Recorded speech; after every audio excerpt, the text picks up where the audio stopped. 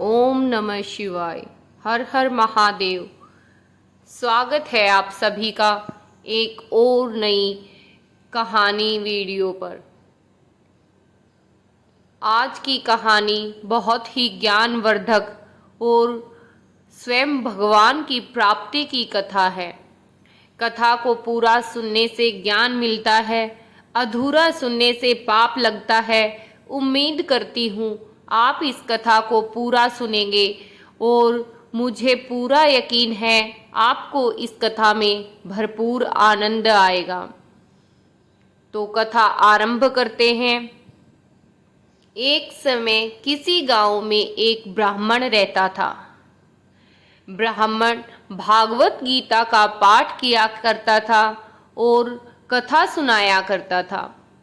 सबको उसकी कथा सुनना बहुत ज़्यादा पसंद था।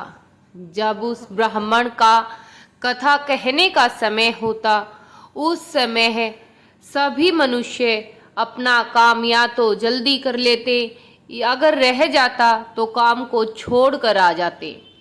सब अपना स्थान पहले ही बना लेते थे, चाहे किसी को कोई भी काम हो।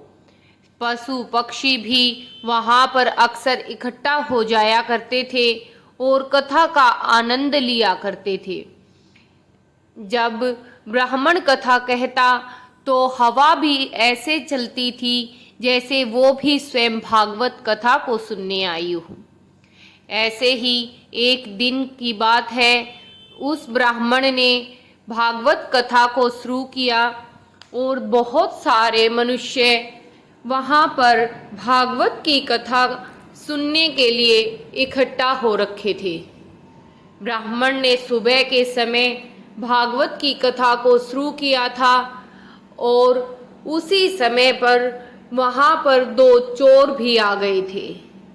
वो दोनों चोरों का काम था, ना कोई धर्म का काम करते थे, ना ही कोई पूजा पाठ करते थे। वह लोगों को किसी भी प्रकार से चोरी करते थे, मारपीट भी करते, लूट खसोट करते। जो उनसे बल आता उसी से वह अपने घर का गुजर बसर करते और उनकी उस लूटपाट से उनके घर का गुजर बसर भी बहुत ही अच्छा हो रहा था। तो उस दिन भी वो लोग ब्राह्मण को लूटने के लिए आए थे।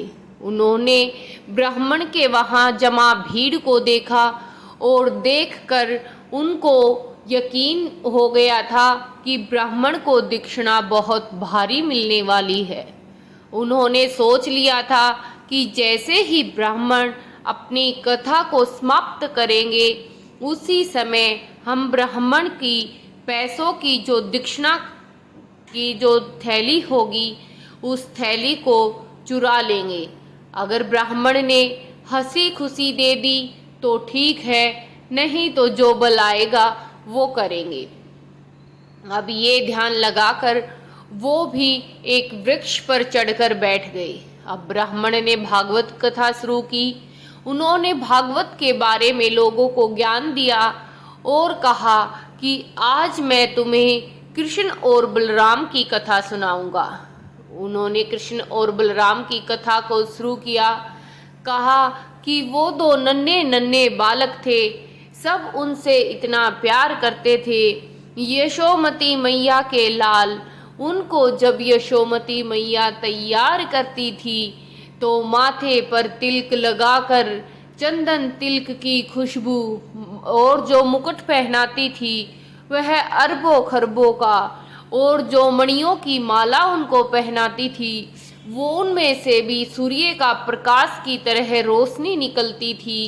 एक एक मणि कई कई रुपयों की होती थी। उनके हर तरह से हार श्रृंगार, कानों में कुमंडल भी उनके हीरे जवाहरात के ही होते थे। और काफ़ी जितना धन हम अपनी जिंदगी में चाहते हैं उतना धन वो दोनों नन्हे नन्हे बालक पहनकर गैया चराने जाते थे। ये सारी बात भी बैठे वो चोर सुन रहे थे। फिर आगे ब्राह्मण ने कहा कि उन दोनों बालकों के पास बांसुरी भी होती थी। कृष्ण की बांसुरी तो सोने की होती थी और जब वो बांसुरी को बजाते थे सब मंत्र मुग्ध हो जाते थे। गैया, हर तरह के पशु पक्षी, मनुष्य सब बांसुरी की धुन से खींचे चले आते थे। इसी तरह वो गुणगान करते रहे कृष्ण भगवान का और उनकी कथा को कहते रहे। जब भी वो कथा को समाप्त करना चाहते उसी समय सारी जनता कहती, नहीं ब्राह्मण देव, आपको तो कथा थोड़ी देर और कहनी पड़ेगी, बहुत आनंद आ रहा है, ये कथा आप थोड़ा और कहिए, थोड़ा और कहिए। ऐसे कह कह कर रात के 8 बज गए और वो ब्राह्मण चाहकर भी कथा को समाप्त न कर पा रहा था। लोगों को इतना आनंद आ रहा था कथा सुनने में, वो उनसे बार बार आग्रह करते ही जा रहे थे। अब रात के 8 बजे भगवान की पूजा का समय हुआ तो लोगों ने अपने घर जाने की सोची। अब एक एक करके धीरे धीरे सारे लोग अपने घर को निकल गए और पंडित ने भी दक्षिणा को संभाला और एक पोटली उसकी बना ली। अब वो दोनों चोर सुबह से जो इंतजार करते करते रात हो गई थी, उस ब्राह्मण के पास आए और गर्दन पर छुरा रखकर बोले, ए ब्राह्मण, जो भी दक्षिणा का थैला है उसे नीचे रख दो। अब ब्राह्मण बहुत घबरा गया और डर गया, तो उसने कहा, तुम कौन हो भाई? तब चोरों ने कहा, ये छोड़ो, हम कौन हैं, तुम हमें ये बताओ, जिन दो नन्हे बालकों के बारे में तुम कह रहे थे वो हमें कहाँ मिलेंगे और वो कितने रुपयों का धन माल पहनकर गैया चराने के लिए जाते हैं। तब ब्राह्मण ने सोचा कि यह तो शायद कोई मूर्ख ही है और जो कृष्ण भगवान और बलराम को भी नहीं जानते, इसलिए उसने कहा, वो दोनों नन्हे बालक तो यहाँ से काफ़ी दूर रहते हैं। हाँ, उनका मुकुट भी करोड़ों का है, गले में मणियों की एक एक माला कई कई करोड़ की है और एक के गले में कई कई माला पड़ी हैं। हाथों में जो कड़वे हैं वो भी सोने और चांदी के हैं, पैरों में पैजनियाँ भी डालते हैं, वो भी भरी हुई चांदी की। इतना धनमाल होता है और बांसुरी भी लेकर चलते हैं तो वो भी सोने की। फिर चोरों ने कहा, तू अपनी ये सारी बातें बंद कर, ये तो हमने सुन लिया, ये बता वो कौन है और कहाँ रहते हैं। तब ब्राह्मण ने डरते डरते कहा कि वो दोनों नंदराज के लाल हैं, नंदराज और यशोदा उनकी मैया का नाम है और वृंदावन में रहते हैं। चोरों ने कहा, ठीक है, अगर तुम्हारा पता गलत निकला तो हम तुझे छोड़ेंगे नहीं और अगर तुमने सही बात बताई तो हम वापस आते समय तुम्हें भी थोड़ा धनमाल जरूर देंगे। तुम यहीं पे हमें भागवत सुनाते मिलना। अब ब्राह्मण मन में सोच रहा था कि ये मूर्ख भला कैसे भगवान को देखेंगे, वो तो भगवान का स्वरूप है, ऐसे भला इनको क्या दर्शन देंगे। इतने पूजा पाठ करने पर भी लोगों को दर्शन प्राप्त नहीं होते, फिर भला ये तो ठहरे चोर। लेकिन ब्राह्मण ने सोचा कि अब इनसे जान बचानी है तो ठीक है, बोलना ही पड़ेगा। वैसे तो मेरी कथा 10 दिन की रहती है, लेकिन आधा अधूरा करके उसको मैं 4 दिन में ही निपटा दूंगा। जब तक ये लोग रास्ते का भूल भुलैया काट कर आएंगे तब तक मैं यहाँ से कहीं दूर चला जाऊंगा। ये सोचकर वह ब्राह्मण बोला, हाँ हाँ, मैं तुम लोगों को यहीं पर मिलूंगा, तुम निश्चिंत होकर जाओ। अब वो दोनों चोर अपने घर गए, जाकर सो गए, लेकिन पूरी रात उन दोनों बच्चों की बात सुनने के बाद उनको नींद कहाँ आने वाली थी। अगली सुबह, बहुत ही सुबह सुबह अंधेरे में ही वो लोग वृंदावन के लिए निकल गए। पैदल चलते चलते वृंदावन पहुंचे। वहां गए तो थोड़ा थोड़ा उनको जो प्रकाश होता है सुबह का, सूर्य निकलने से पहले का, वो प्रकाश भी दिख रहा था। उन लोगों ने सोचा कि इतनी सुबह भी नहीं हुई है कि कोई गैया चुराने आएगा। ऐसा करते हैं, हम यहाँ पर इन पेड़ों में छुप जाते हैं। उन पेड़ों के ऊपर बैठकर जब उन्होंने वृंदावन का नजारा देखा, इतने हरे भरे पेड़ों से सजा हुआ वृंदावन, पहाड़ों की तरह दिखता हुआ वहां से गोवर्धन पर्वत, उनका नजारा इतना सुंदर था कि सबका मन मोह जाए। अब वो उनको देखते देखते उनकी आंखों पर एक प्रकाश पड़ा। उनके कानों में मुरली की इतनी मीठी मीठी धुन आने लगी कि वो लोग अपने आप पेड़ पर बैठे बैठे ही झूमने से लगे। अब दूसरे चोर ने कहा, भाई मुझे तो लग रहा है कि वो दोनों बालक आ रहे हैं।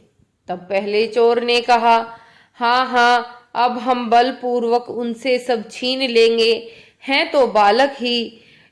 फिर उस दूसरे चोर ने कहा, हाँ भाई, ये तो सही कह रहे हो। तभी उनकी नजर कदम्ब के पेड़ पर पड़ी जहां से वो प्रकाश आ रहा था। वो प्रकाश कृष्ण भगवान ने जो माला पहनी थी, उनके गले में हृदय के पास से जो मणि लगी हुई थी, जो बड़ी मणि होती है, उस मणि से निकल रहा था। उन दोनों को लगा कि शायद सूर्य भी यहीं से निकलता है, ये तो इतना प्रकाशित हो रहा है। अब उनकी मुरली की धुन को सुन और इतने प्रकाश को देख दूसरे चोर ने कहा, भाई मुझे तो ये जरूर कोई देव लगते हैं, ये कोई साधारण बालक नहीं है। हम भला इनको कैसे लूट सकते हैं? देखो तो भला, दोनों कितने सुंदर हैं, कितने भोले लग रहे हैं। मन कर रहा है इनको गले से लगा ले। तब पहले चोर ने कहा, अरे भाई, तूने आज तक किसी को गले लगाया है जो इनको गले लगाएंगे? इनका धन अगर एक बार छीन लिया तो सारी जिंदगी हमें कोई भी चोरी करने की जरूरत न पड़ेगी और इनका धन चोरी करके हम बहुत अमीर हो जाएंगे। और फिर हम लोग ब्राह्मण से भी वादा करके आए हैं कि उसको भी कुछ ना कुछ हम दान अवश्य करेंगे। ये सारी बात सुनकर दूसरे चोर ने कहा, हाँ तुम ठीक कह रहे हो, चलो इनके पास चलते हैं। फिर वो दोनों चोर वहाँ कृष्ण और बलराम के पास गए और वहाँ जाकर उनसे कहा कि ये बच्चों, अपना ये सारा गहना उतार के हमें दे दो। तब कृष्ण ने कहा, हाँ हाँ, ये गहने तुम ले जाओ, वैसे भी ये हमारे किसी काम के नहीं हैं। इस पर चोरों को और भी मन में उत्सुकता जागी कि ये तो सच में कोई साधारण बालक नहीं है। तब एक चोर ने कहा, अरे नहीं नहीं, हमें तुम्हारा ये धन नहीं चाहिए। और पहले चोर की भी आंखों में जो रोशनी पड़ रही थी, वो देख ही नहीं पा रहा था कि उन्होंने गले में पहना कितना धन है। अब उसने भी कहा, ना जाने उसकी बुद्धि को क्या हुआ कि नहीं, हमें तुम्हारा धन नहीं चाहिए। तब कृष्ण ने कहा कि तुम कौन हो और यहाँ क्यों आए हो? तब दोनों चोरों ने कहा, देखो हम तो चोर हैं और जो तुमने सारा धन पहना हुआ है, इस धन को लूटने के लिए हम यहाँ पर आए हैं। लेकिन यहाँ आने के बाद अब हमारा मन नहीं कि हम तुम्हारे इस धन को लूट लें। इस पर कृष्ण भगवान ने कहा, अरे नहीं नहीं, तुम हमारा ये सारा धन ले जाओ और अपने बच्चों को पहनाना, उनका भरण पोषण करना, हमारे पास तो बहुत सारा धन है।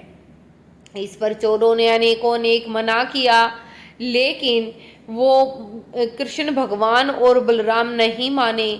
उन्होंने अपने सारे हीरे जवाहरात के गहने उतारे और उन चोरों को गठरी में बांध कर दे दिए। अब चोर वो गठरी को लेकर वापिस आए। समय का फिर ऐसा हुआ कि घर को न गए। वो सीधा मंदिर में आए। उसी क्षण भर में वहां पर पहुंच गए। न जाने क्या चमत्कार हुआ। जाते समय तो उतने थक गए थे, आते समय का उनको पता भी न चला। अब वो ब्राह्मण के पास गए और जाकर ब्राह्मण को कहा, ए ब्राह्मण, ये ले, ये कुछ हीरे जवाहरात तू रख ले। इतने ज्यादा हीरे जवाहरातों का हम क्या करेंगे। इस पर ब्राह्मण आश्चर्यचकित हो गया और कहा कि ये हीरे जवाहरात तुम कहाँ से लाए हो। तब चोरों ने कहा, अरे मूर्ख, कहाँ से लाएंगे, जहाँ से तूने बताया वहीं से लाए हैं। हम तो उन दोनों बालकों का ये धन छीन कर लाए हैं। तब ब्राह्मण ने कहा कि वो दोनों बालक तुम्हें कहाँ मिले। तब चोरों ने कहा कि वो दोनों नन्हे बालक कदम के वृक्ष पर बांसुरी बजा रहे थे, वृंदावन में ही बैठे हैं। इस पर ब्राह्मण बोला, अरे मुझे ये हार नहीं चाहिए, ये हीरे जवाहरात नहीं चाहिए, मुझे तो बस उनके दर्शन करने हैं। वो तो साक्षात कृष्ण भगवान और भगवान बलराम हैं। उनके दर्शन के बिना तो कुछ भी नहीं। तुम बस मेरा इतना काम करो, मुझ पर इतनी कृपा करो कि मुझे कृष्ण और बलराम से मिला दो। इस पर चोरों ने कहा, इसमें कौन सी बड़ी बात है, वहीं तो कदम्ब के वृक्ष पर बैठे हैं और क्षण भर में ही हम पहुंच जाएंगे। आप चलो हमारे साथ। इस पर ब्राह्मण और वो दोनों चोर उसी समय उलट पैर कर वापिस वृंदावन की तरफ चल पड़े। जब वो वृंदावन में पहुंचे तो रात हो गई थी। तब चोरों ने कहा, हे ब्राह्मण, तू चुपचाप से यहाँ बैठ जा और हम यहाँ इस वृक्ष पर छुप रहे हैं। जब वो दोनों बच्चे आएंगे तब तुम देख लेना। अभी उनके आने का समय नहीं हुआ। इस पर ब्राह्मण और वो चोर बैठे बैठे समय का इंतजार करने लगे।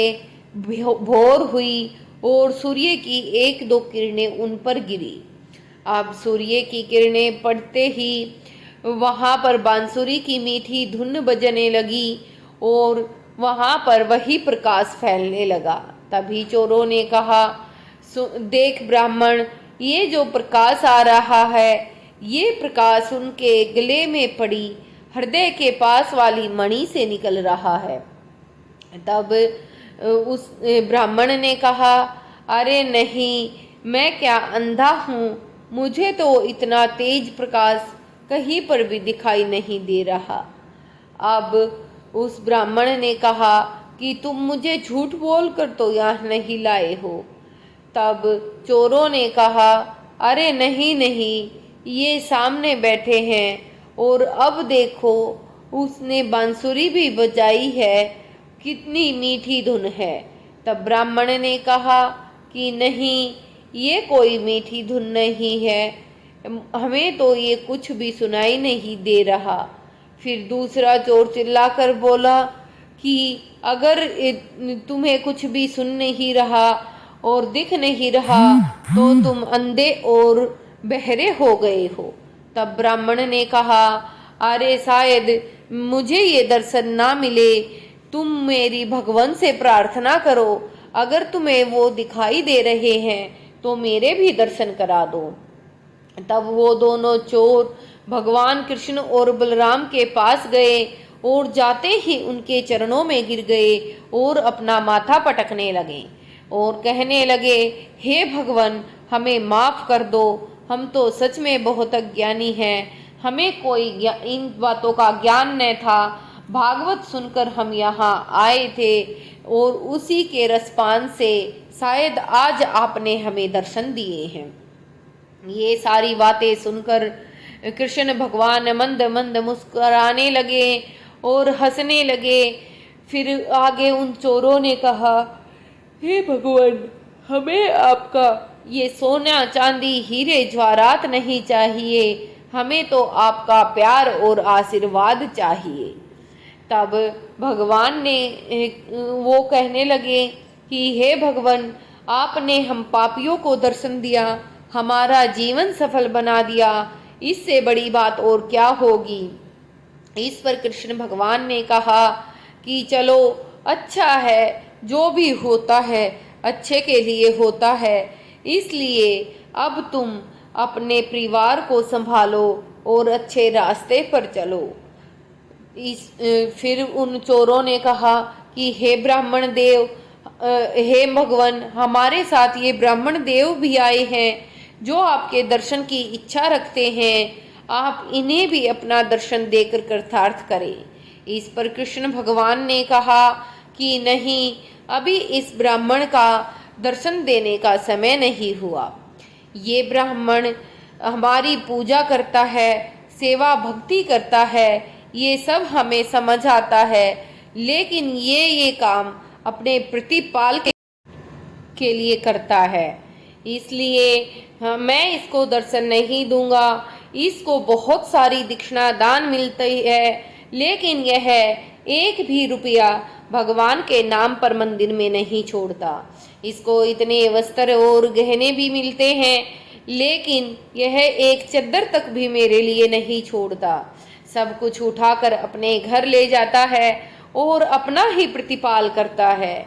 इसने कभी आज तक मुझे भोग नहीं लगाया, इसने कभी आज तक मुझे वस्त्र नहीं ओढ़ाया, तो अभी इसका समय नहीं हुआ है। जब इसका समय आएगा तब हम इसको दर्शन अवश्य देंगे।